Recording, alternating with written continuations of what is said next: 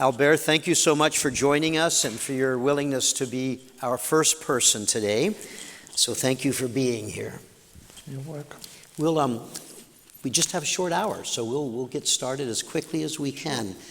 World War II began in September 1939 with Nazi Germany's invasion of Poland. The following May, in 1940, Germany attacked France. You were nearly 2 years old at that time. Before we turn to the war years and the Holocaust and what it meant for you and your family, let's start first by having you tell us a little bit about your family and their life before Germany invaded France. Well, my parents were born in Istanbul, in Constantinople at that time, now Istanbul, in Turkey. They were part of this, they were descendants of these Jews who were expelled from Spain in 1492, and they spread all over the Mediterranean, and my parents ended up in the Ottoman Empire. Turkey was part of the Ottoman Empire at that time, and that's where they were born, and there they spoke Judeo-Spanish, which is a form of Spanish that was the Spanish that they brought with them from Spain, which evolved in a different way over 5 centuries, but they kept it alive for 5 centuries, which is remarkable. I'm the last generation who can speak it. Unfortunately, my children don't speak it, but they can understand a few, because I use some expressions with them, but they don't speak it. And so your parents, when they moved to France, at that time they moved separately, right? They did not know each other. No, they moved in 1923. Actually, what happened is that, during the First World War, 1914, 1918, the Ottoman Empire sided with Germany. And when Germany was defeated, in 1919 there was a conference in Versailles, outside of Paris, and the Ottoman Empire was dismantled, and then came to power a strong man in 1923 by the name of Mustafa Kemal, or Atatürk, which means the father of modern Turkey. And at that point, the Jews were scared. They were concerned because they had witnessed what happened to the Armenians earlier in the century, I think it was in 1915, where they were massacred on their way back to Armenia. Then when Mustafa Kemal came to power, there was a very strong Greek community in Izmir, which is, we don't have the map, which is on the Asia Minor, the part of Turkey, and they were pushed out literally by the Turks, and they went back to Greece.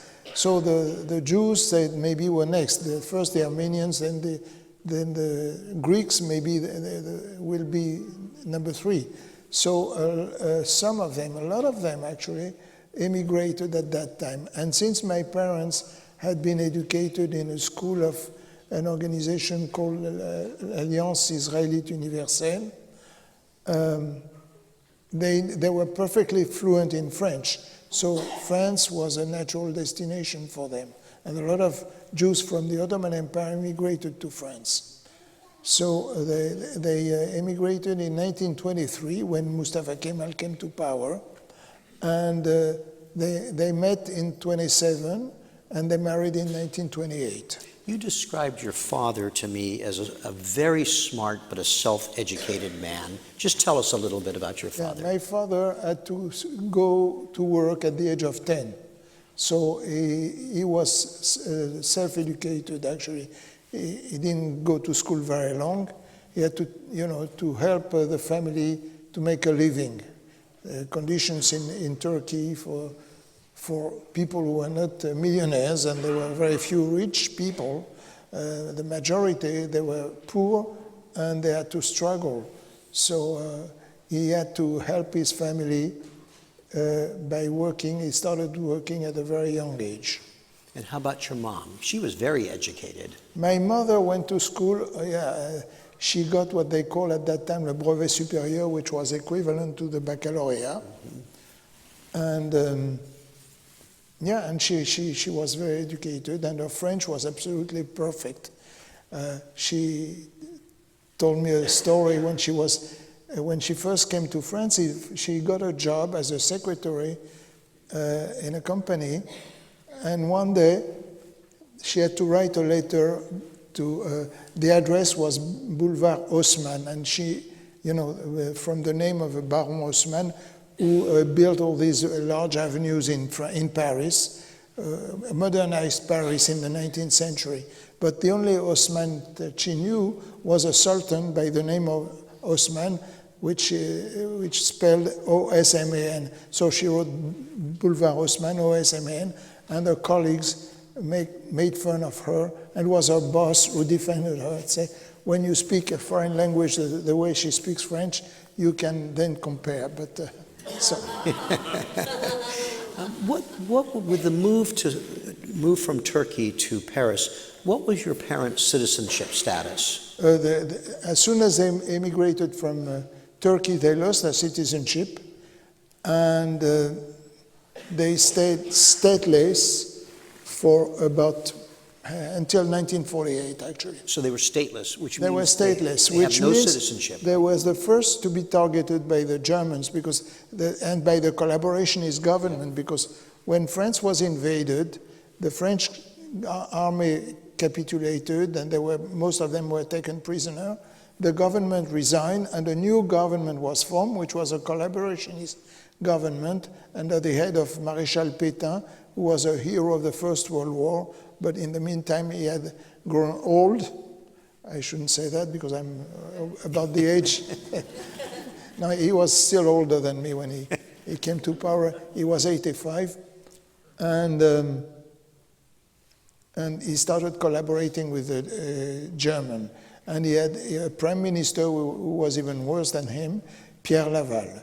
And Pierre Laval and his French police and the French police were doing all the dirty work for the Germans.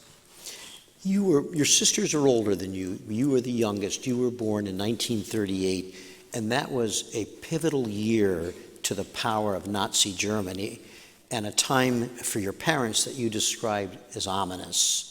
Yeah, 1938 was a glorious year of the Anschluss, the annexation of Austria by Germany. Then it was also the year of the Munich conference, where Hitler promised that if he were allowed to take the Sudetenland, which is what is today the Czech Republic, that would be the end of his territorial ambition. He wouldn't go any further.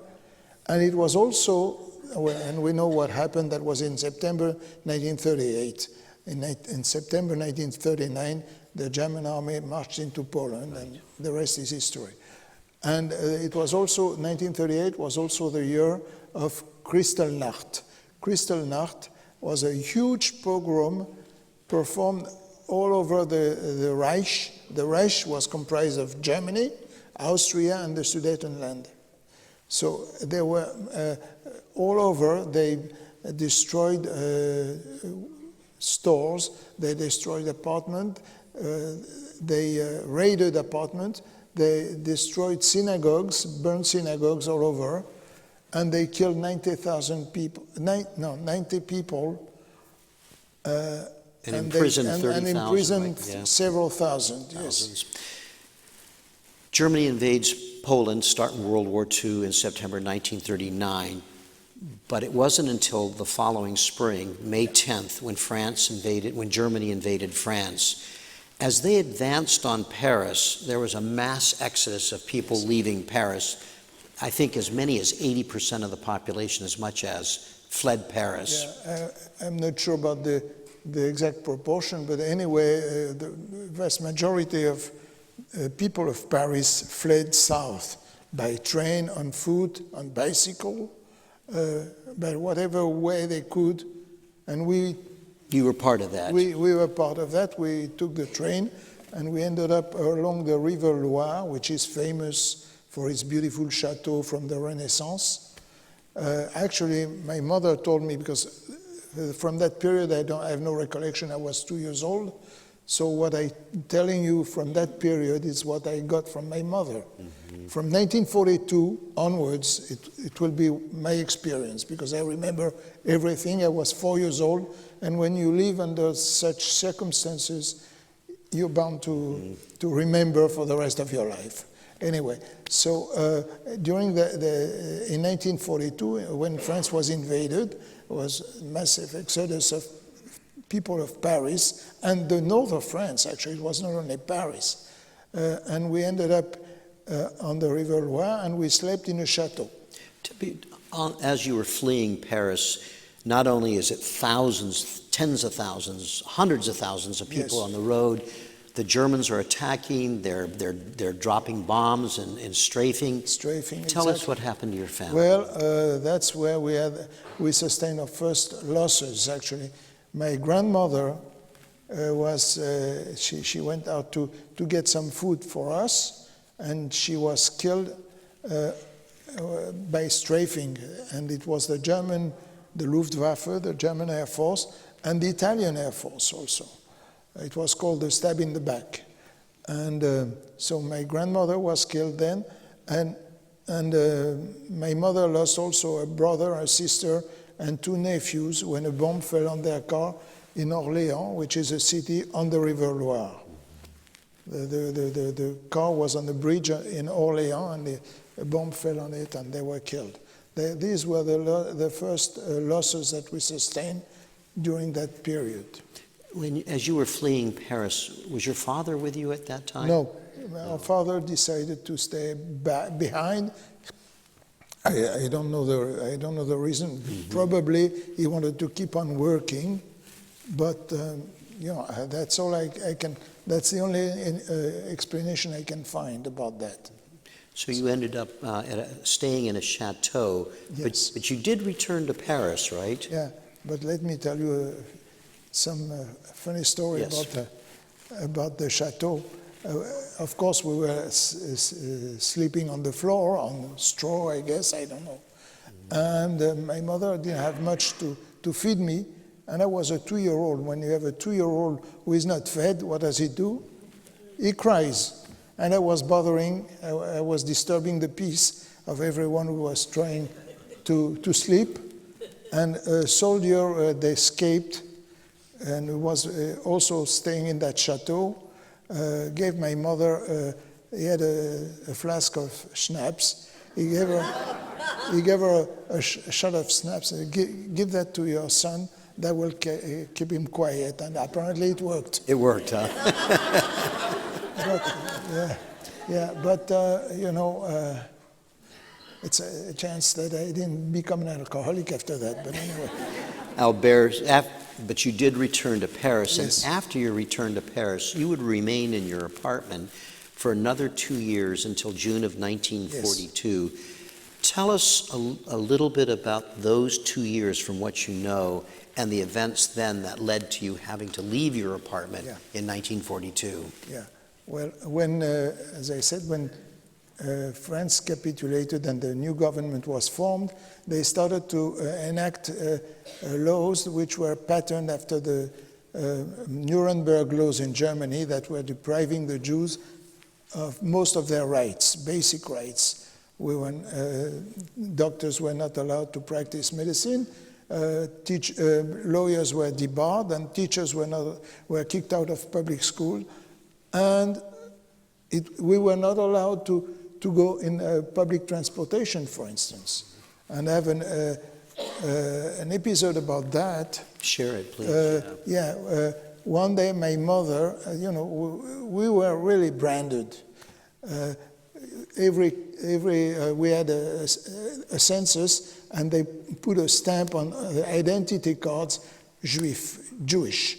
And that was, if you had to show that to a police, they would put you aside and send you to a camp. So one day my mother had to run an errand in Paris. I I have no recollection of that because I was probably very young, but she told me many years later. And she took me along, and when we came out of the subway, we had to take the subway. When we came out of the subway, there was an identity check. And an identity check, you know what it means? It meant if you show your ID with the stamp Jewish on it, they put you aside and they send you to the transit camp and from there to Auschwitz. So my mother took me in her arms, she told me. She was pretending to look in her purse. She walked between two police, they didn't stop her. If one of the police had said, "Ma'am, I haven't seen your papers," I wouldn't be here today. That's how close it was. And we had a few close calls like that anyway. Mm-hmm. You told me about an incident that stuck in my mind where your mother was chatting with neighbors on the balcony in your apartment and she handed you over to them. Yeah. Yep. We were in July 1942, we were expelled from our apartments. My father was working in a garment factory. He was the accountant. He was doing the payroll. And with the new statute of the Jews, this garment factory was expropriated. They put an Aryan manager, and the owner had to flee and to go into hiding. And we were living in the janitor's apartment of that factory.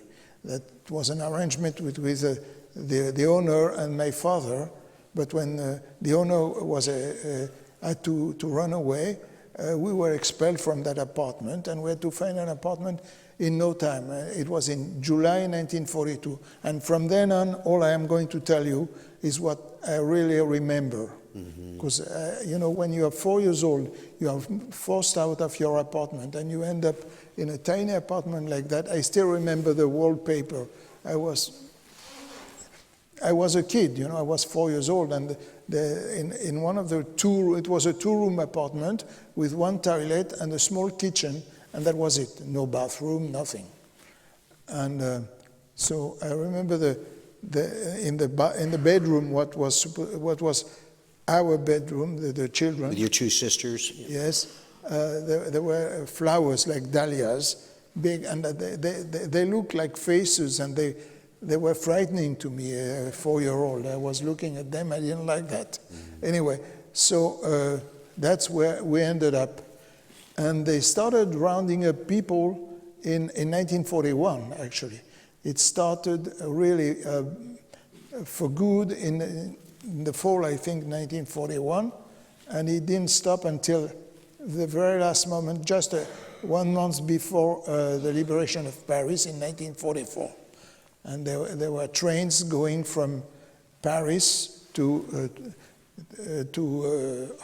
Auschwitz. That summer of 1942 is when they really intensified, and that's when you were forced out. Yes. Yep.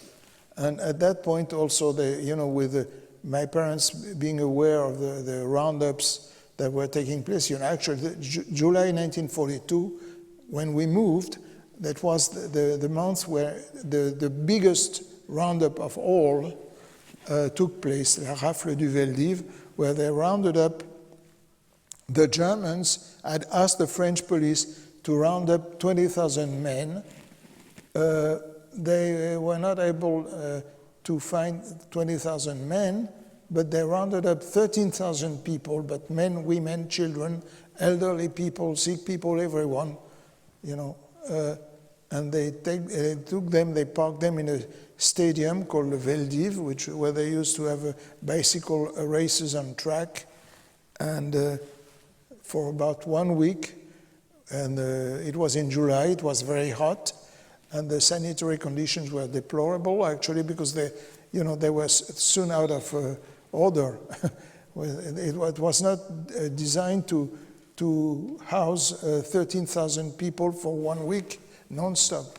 So it was terrible. And after, I think it was about 1 week, the people from that roundup were sent to transit camps south of Paris. At least the mothers and the children were sent to transit camps, Beaune-la-Rolande and Pithiviers. They're close to the River Loire also. And they stayed there for a few days, and eventually they were sent to Auschwitz. And out of 13,000, there were 4,000 children, and none of them came back. So my parents were really concerned and very afraid about what could happen to us, and they decided to send us into hiding. They sent us into a farm out of Paris, but without telling the ladies. It was 2 ladies who were tending the farm. I guess the men must have been taken prisoner with the French army at the beginning of the war. So there were only two women there, and I was with my sisters. My sisters would go to school, and I would stay with the ladies. And we spent about, I don't know, the winter of 1942-43, like that. I remember that winter was very cold. There was a lot of snow, and my sisters would go to school, and they brought back some songs that bring me back to that period, like O Tannenbaum, but it was in French. That song brings me back to Thoiry. Thoiry it was called. Today it's famous for a safari park there. In those days it was just farmland. So I was staying with the ladies, but my parents had not told the ladies that we were Jewish. They just said that they could not feed us in Paris. There was no food. It was too scarce and too bad. So that was the only reason they gave. And but in the conversation one day, as a 4-year-old, I was very social. I was talking to them. And one day in the conversation, I say, yes, we're Jewish. And that's all it took to the ladies to send us right back to our parents. So at that point, when we went back home, my father took me apart and said, don't ever, ever say that you're Jewish. It was very dangerous to say that you were Jewish in those days. What did I know? I was just a kid. Right. So, but that stayed with me, and that stayed with me for quite a few years, even after the war. Mm-hmm. You know, it was a traumatic experience to think of the danger if anybody could find out that we were Jewish. So we went back home, and we stayed with our parents. And in September, when you went back in September 1943, yes, your father was then taken for forced labor to the Channel Islands. Yeah, my father was summoned for mandatory labor or deportation in the Channel Islands, which are it's small islands off the coast of Brittany, which were the only British territory under Nazi occupation. And they had camps there, and my father was he was with 900 detainees there, and they were building what they call the Atlantic Wall. You know, they were building blockhouses and bunkers, and things like that. And my father had a terrible. And that was because they thought the Allies might invade through there. Yeah. To stop it was called the Atlantic Wall. Yep. It was supposed to stop any invasion from the Allies. And my father had a very bad accident when he was there. He was carrying a trough of cement on his head on a scaffolding. He stepped on a loose board. The loose board came to hit him on the head, and he fell off a cliff. And he was picked up a couple of hours later by the soup truck. He was losing his blood, and he was almost killed, actually. But he was very strong, and he survived that. But at that point, in that camp, he was still able to communicate, to send us letters at home, and my mother was able to write to him also. And when we heard that he had that accident, we thought we would never see him again. Anyway. So with your father gone to forced labor, your mother needed to put the kids into hiding at that point. She was terrified because she knew that at any moment they could come and take us away. That's how it would happen. in the middle of the night, you would hear boots on the stairs, bang on the door, and come out. And house, like they said, house. And they would take us to sometimes it was the Germans, sometimes, most of the time actually it was the French police. The big roundup that I mentioned earlier was performed by 4,000 police officers for the French police. So the police was, following the orders from the government, which was actively collaborating with the Germans. So your mother needs to find hiding for you, and tell us how she found a place. She was desperate. It was in September 1943. My father had been taken away, and she knew that at any moment they could come and take us away. And she met this lady in the street market. She didn't even know her. And she told her about her story, about her fear that at any moment they could come and take us away. And this lady, Madame Gallows, went home, told her husband, and her husband the next morning came to our house with a cart, and we took whatever we could with us, and we went to live with the Gallows family. The Gallows family was a Protestant family. And this is an interesting point because in my life I was hidden by a Protestant family, a communist family, and a Catholic boarding school. I come to these things. So I have a broad spectrum of help, actually. Mm-hmm. So Monsieur Gallows came to us. We went to live with them. And they had two daughters. I was 5 years old at that time. Their two daughters were 4 and 3. So to me, it was their playmates. I could play with them. Monsieur Gallows was a sculptor. He was making sets for the movie studios. And they had a big warehouse behind the house where we could play hide and seek a game in that warehouse. For me, it was like a vacation. Plus, Monsieur Gallows was wonderful. He was telling us a story. He was entertaining us. He gave us some present for Christmas. I remember he gave us. He manufactured himself with pieces of wood some piggy banks. They were shaped like a safe. They painted them in green. I remember that like it was yesterday. And they gave us some, we had coins at that time with a hole in the middle, and they were worthless, centimes, nothing. And so they gave us these coins to put in the piggy banks. Yeah. So it was, for me, it was a happy moment. For my mother, it was constant fear. And for your sisters too, you said, because they were older, that yes. They were in constant fear. Yes, they were aware of the danger, although that didn't stop them sometimes. Before we got there, they were younger. It was very dangerous to go to the movies, but they would go, unbeknownst to my parents, they would go to see a movie with their favorite stars. And, if they had been caught in a theater, they would have been taken right away to a concentration camp. So that was dangerous. But, later on, they were really traumatized by the experience. And I remember, for instance, when there were bombardments, when we were still in our apartment, we were living on the second floor. It was an apartment building. And when there was a raid in the middle of the night, the sirens started blasting.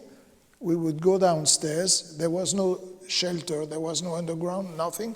We stayed on the ground floor. And my sisters were scared, and they were shivering. I was bothered because I was taken out of my bed in the middle of the night. At 4 years old, that was outrageous. Intrusion, right? It was outrageous. So anyway, and that's when we were home. When we were with the Gallows, they had manufactured a small shelter also, and we had a funny story there, because the two daughters, they were 4 and 3, and the little one, and they had the meridional accent, a southern accent from France. And this is musical. It's beautiful accent, actually. I love it. And she said that one day we were in the shelter. She said, tomorrow, if there's a bomb in the yard, I'm going to pick it up. And these are words from kids. From kids. Things that stay with you. I still remember that. Anyway. Yeah. In the spring of 1944, you were with the Gallows, but your mother had to take you away from there. Yes. Why did you have to leave their home? Because it sounded like it was a good place for you. Yes. And where did you go from there? Well, my mother was always nervous when there were some visitors to the Gallows. We would go to the back room, and my mother would keep me silent. Say, don't say a word. And at that point, I was 5 years old. I listened, and I stayed quiet. But it was a small street, about 10 houses, mostly painters and sculptors, artists, anyway. And one of the painters, his wife, was a sympathizer of the Reich. And she was listening to the radio. She was a Nazi sympathizer. Yeah, a Nazi sympathizer. And one day she said to Madame Gallows, when are you going to get rid of that scum? We were the scum. At that point, Madame Gallows and my mother thought that it might be safer for us to go back home because she might report us or whatever, Right. You never know. A lot of people were taken away by denunciation like that. People would send anonymous letters. Actually, my father was victim of one of these anonymous letters, and they found out after the war who had sent the letter. It was one of his co-workers. So we were always in danger of that. So my mother and Madame Gallows decided that it might be safer to go back to our apartment, which we did. And that was in the spring of 1944. And a few weeks later, early in the morning, it was always in the middle of the night or early in the morning, around like at 7 o'clock in the morning, knock on the door, 2 French police inspectors. Madame Garih, yes, we came to take you away. That's what my mother dreaded all along. And she started shaking, and they said, calm down, we're going to report we didn't find you, but you must not sleep in your apartment tonight. You have to find a hiding place. So where do we go? And I don't know who gave my mother the name of this social worker. She went to see the social. She dressed me very quickly. I was still in bed then, and so were my sisters. So we dressed very quickly, and we went to see this social worker. And the social worker said, "You have to give me a few days. I cannot find a place like that to hide overnight, immediately. So in the meantime, try to see if you cannot stay with your neighbors," which we did, actually. And we were staying, as I said, I was staying with my mother, with this communist family next door. It was our next door neighbors.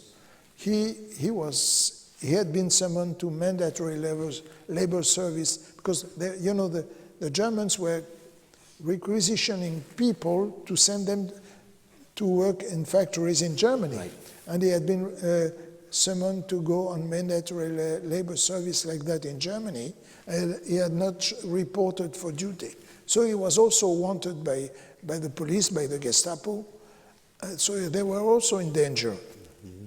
They said, no problem. My mother and I, we stayed with them. My sisters stayed with the lodgekeeper downstairs, a woman with 3 young children, 14, 12, and 5. And this woman, probably her husband had been taken prisoner. I never saw a man in that apartment anyway. There was only this woman. And she took my sisters, and our communist neighbors took us. And it was a very convenient arrangement because they were working on night shifts. So we would take their bed, we would sleep in their bed at night. And in the morning, when they would come back from work, we would get up and give them the bed. So we stayed like that for, I couldn't tell you how many days, a few days. While this person was trying to find a more Yes. permanent location. And eventually, after a few days, I don't know how many, this lady, this social worker came to my mother and said, I found a place for each one of you. So my mother was placed as a governess. She was taking care with a family who had 8 or 10 children. She was taking care of all these children. And we were sent to Catholic boarding schools outside of Paris, in a suburb east of Paris. And my sisters in one for girls and me in one for boys. And that means I was completely separated from the rest of my family. My sisters were together. I was alone. I was 6 years old in that Catholic boarding school. What do you remember of that time for you as a 6-year-old, as you said, alone, by yourself, now in this Catholic boarding school? I have good memories and bad memories. The good memories was the headmistress, who I suspect was the one who took me into hiding in that school. I was like a protege. She was always looking after me. She was motherly with me, actually. And she was wonderful. The bad memories is the food. The food was terrible. No, but when I say terrible, it was terrible. Believe me. And terrible also, and not enough of it. No, not enough, but rotten beans, dark bread with... the bread was made out of flour, bran, and sawdust.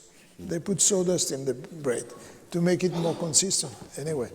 So, no, it was terrible, and we were always hungry, and we stayed like that. I remember, it was the summer of '44, so that it was supposed to be summer vacation.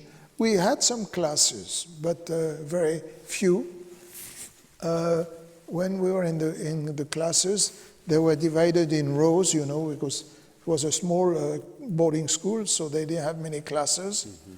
And I was put with the babies. I was the youngest. I was just 6 years old.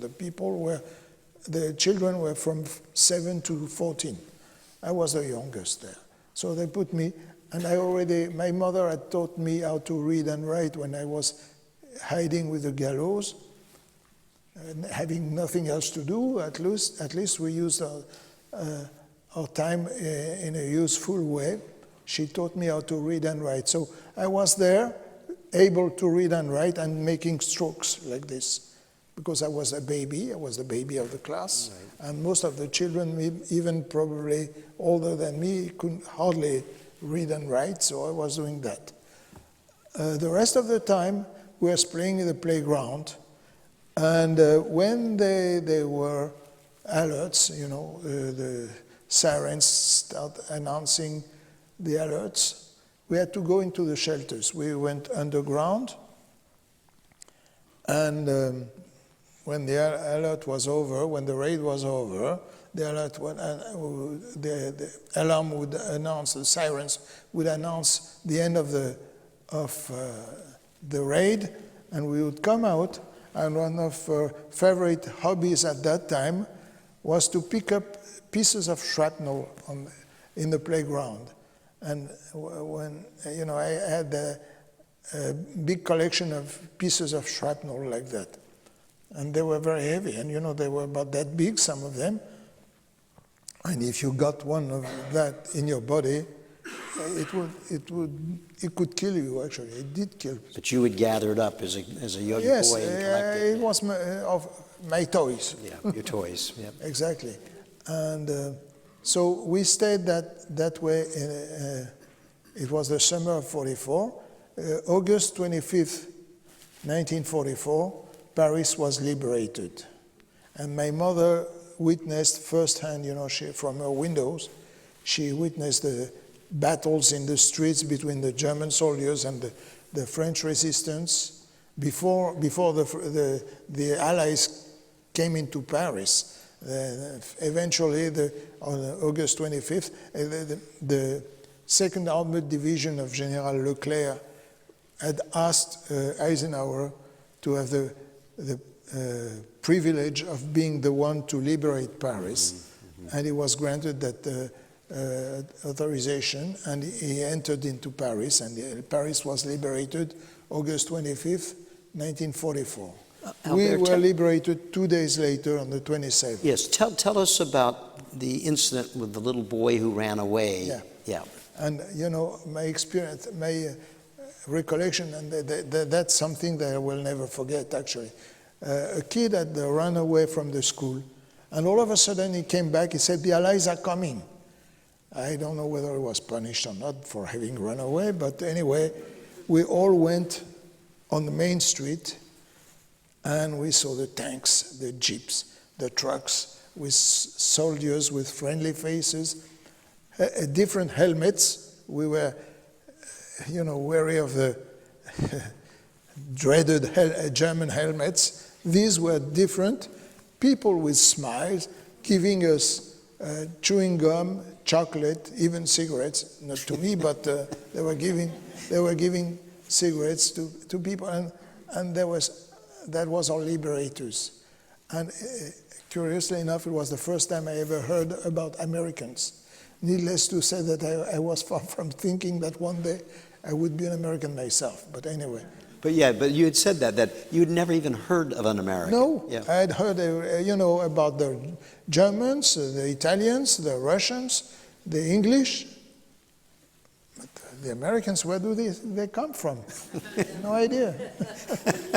I was a kid. I was 6 years old. What do you remember about reunifying with your mother and your sisters? Yes. As soon as Paris was liberated, and as soon as they restored the train service, which was a couple of days later, my mother was on the first train, and she came to visit us.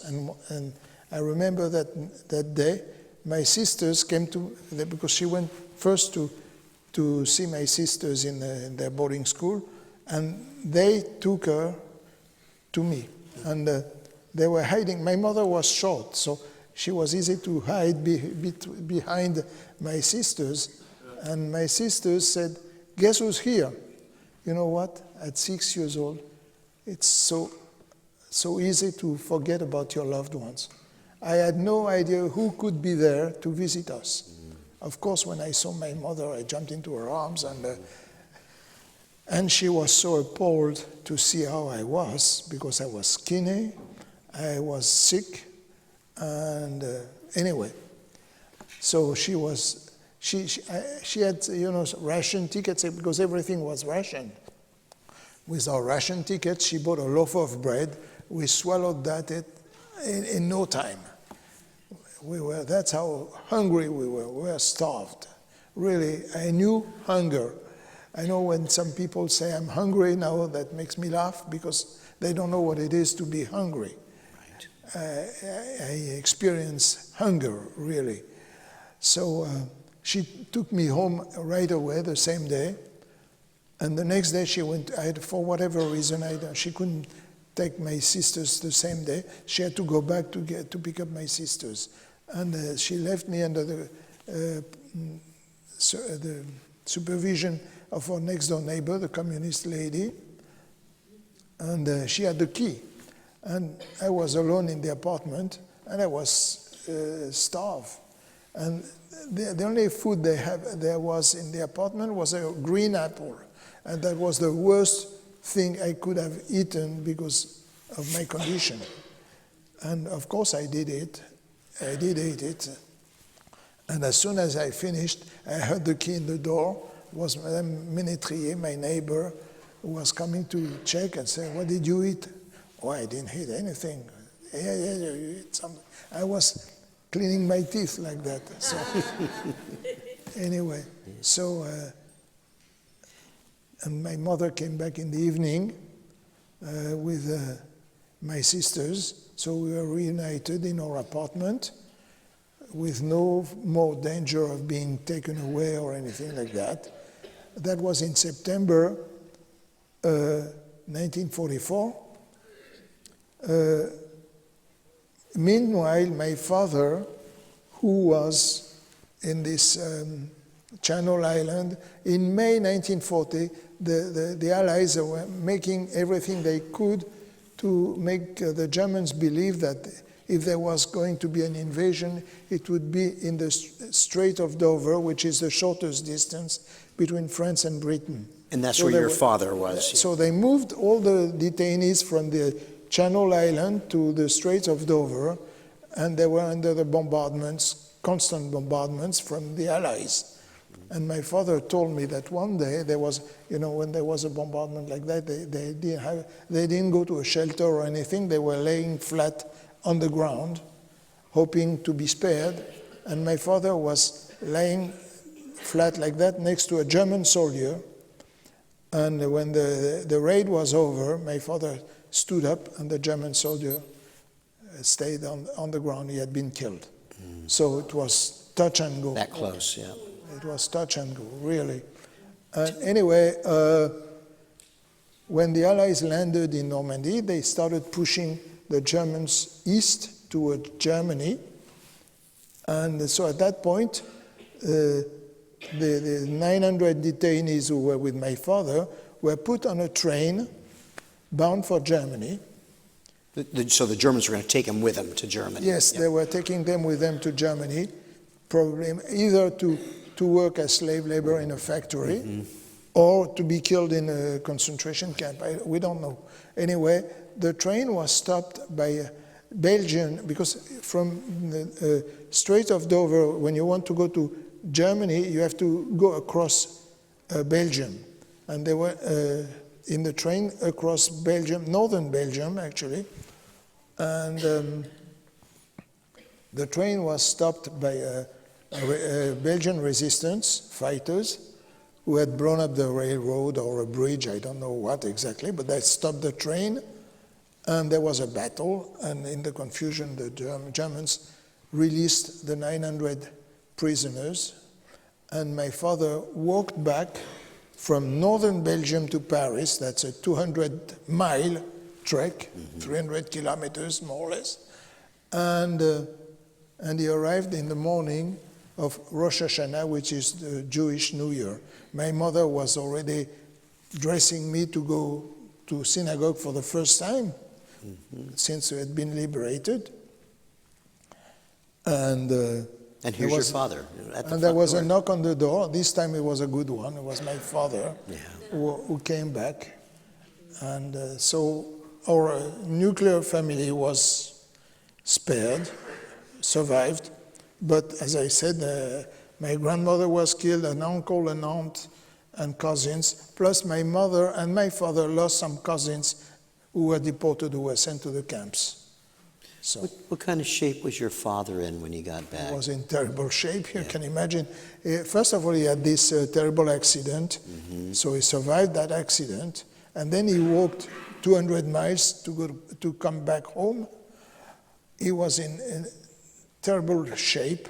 He was sick, but he came back and he recovered. He was strong.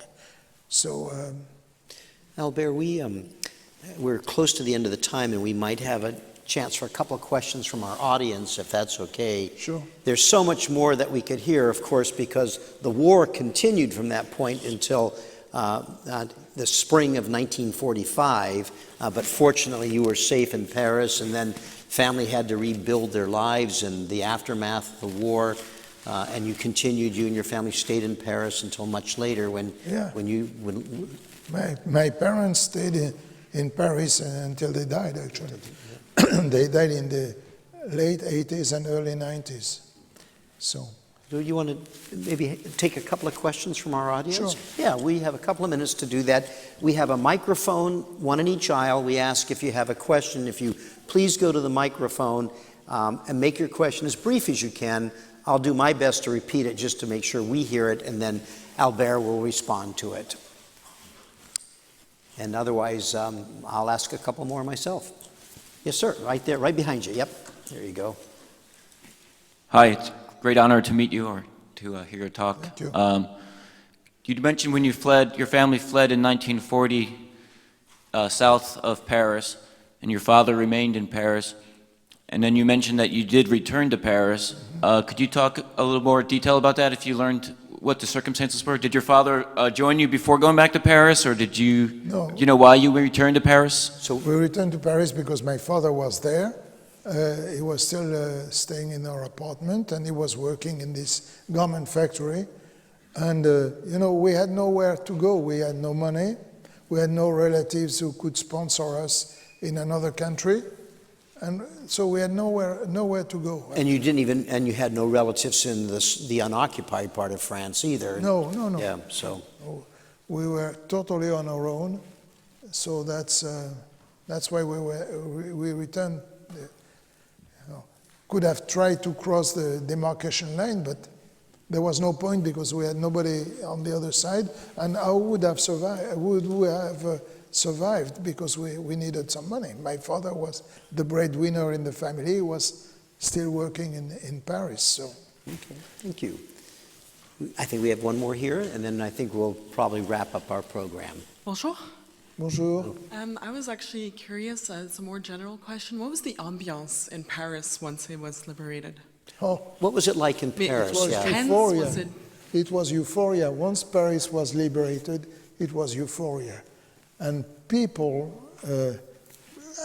my experience, the people around us, I don't know, there were some collaborators who were probably not too proud and not too happy to see that ending, but the population around us resented the invasion, resented the occupation by the German forces, and they didn't like the Germans, and so you're French?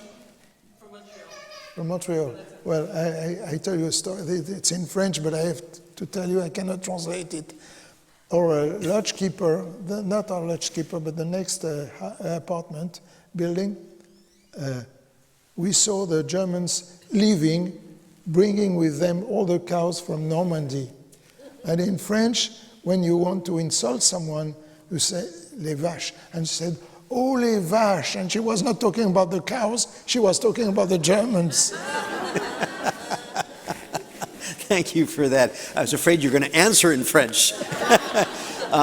I want to, again, I know there's so much, we could spend a couple more hours and get more details and hear about Albert's life after the war, but we're going to close for the now. I'm going to turn back to Albert in just a moment to actually end the program. I want to thank all of you for being with us. Remind you we'll have first-person programs each Wednesday and Thursday until the 8th of August. Our programs until May 6th will all be, till June 6th will all be live streamed, and all of our programs will be available on the museum's YouTube channel. So one way or the other, we hope you can see some more of our programs. When Albert is finished, in a moment, he will remain here on the stage, and we invite any of you who want to come up and ask a question, just shake his hand or get a photograph taken with him. Please feel free to do that. So come out on the stage. We mean that. We welcome that. Albert, you welcome that, right? Sure. Yeah, okay. It's our tradition at First Person that our first person has the last word. So on that note, I'm going to turn back to Albert to close our program. Well, yesterday, I was at the desk, donor's desk upstairs, and someone asked me a question, and that gave me the idea of what I'm going to say, the conclusion. She asked me, how do you feel about the Germans? Probably expecting me to say I hate the Germans, or to tell you the truth, at the end of the war, we hated the Germans, that's for sure.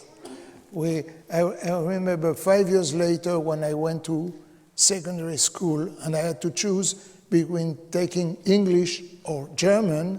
We were given the choice like that. There was no question I was going to take German.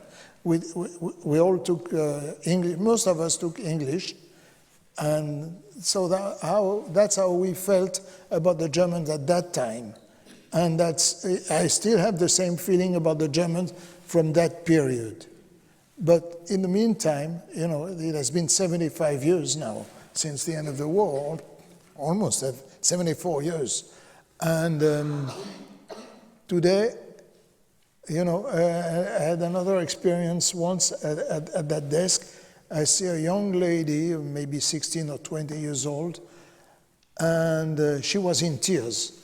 I say, why are you crying like that? She said, I'm German, and I just visited the museum, and I was so ashamed of what my people did to your people. I said, was it your grandparents? And she said, no. My grandfather was 7 years old at the end of the war. He was my age. So it was not her grandfather, it was a great-grandfather, and who was in the Nazis, and she was ashamed about what she discovered in this museum. So I think, and that started, this frame of mind started to appear in the mid-80s, I would say. There was a movie, a German movie called The Nasty Girl. It was a young girl in a small town in Germany who started to scratch the surface to find out, and she asked her mother, Mom, where was Grandpa during the war?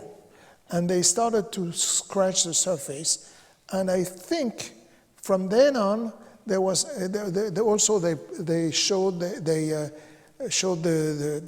the movie, the miniseries Holocaust on German television. The one that we had here. Yes, the one that we had here with Meryl Streep, who was a young star at that point, and it was traumatic for them because a lot of them didn't know, because they were not advertising what they had been doing. They were not bragging about it. So a lot of the new generations discovered what their grandparents had been doing 30 years, 40 years earlier, and they were not too proud of it. And 6 years ago, I had an opportunity. I spent 1 week in Berlin, and that was also an eye-opener for me, because I saw now the German people now, they acknowledge what they did.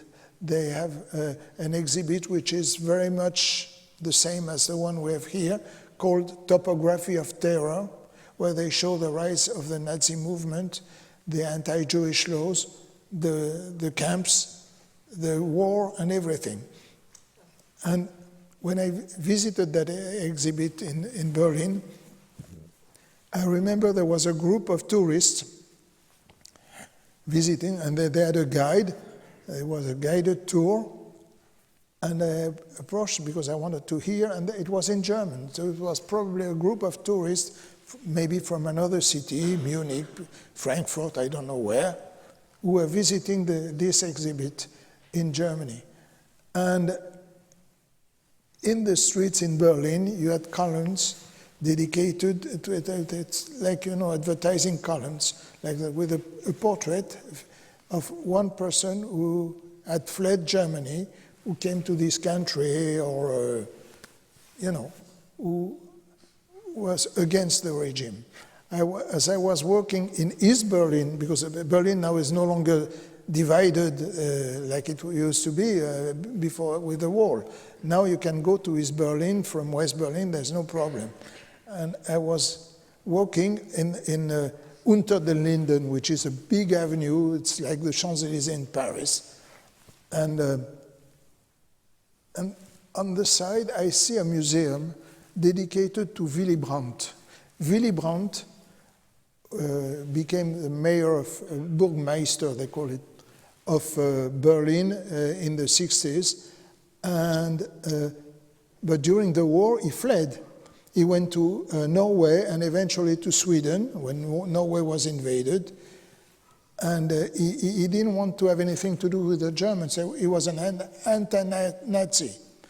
And they had a museum dedicated to Willy Brandt, who is, to me, one of the persons I have the most respect for, actually. He was a very decent man, a good man. So I saw all that, and that I realized that you cannot, people are, generations follow generations, and they're not necessarily the same. And the Germans today, I think, are not the Germans of yesteryear. And we can see that with Angela Merkel, who is opening her borders and receiving all these immigrants now. You know, it's a totally different Germany from what it was before. So today, I don't have any hate for the Germans. I still have resentment for what happened, but I don't blame the new generations for that. Thank you, Albert. That's it.